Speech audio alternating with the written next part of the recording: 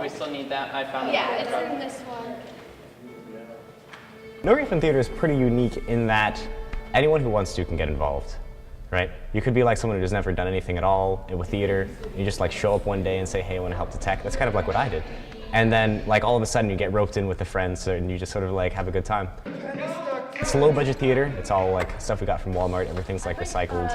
A lot of it comes from thrift shops.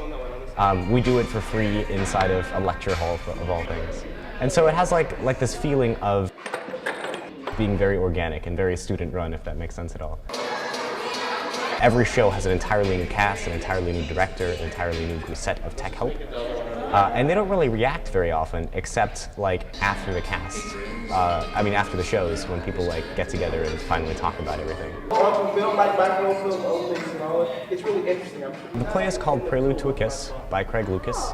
It's about a man who just sort of like looking for himself and suddenly finds a girl and, you know, starstruck lovers, they fall in love. This sort of standard story. But that's where it sort of takes a turn from the norm, because during the wedding, the bride kisses an old man and they switch bodies. And nobody else kind of knows it until later.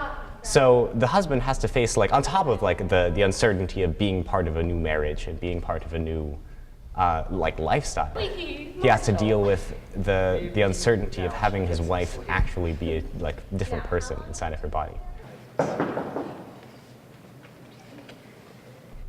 Directing is a lot more work.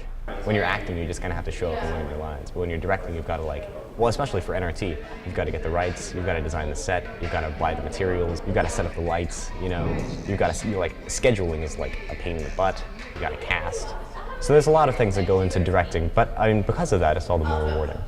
I think they're both like valuable experiences, but directing just like, it takes a lot more out of you, and I think you get more out of it because of that.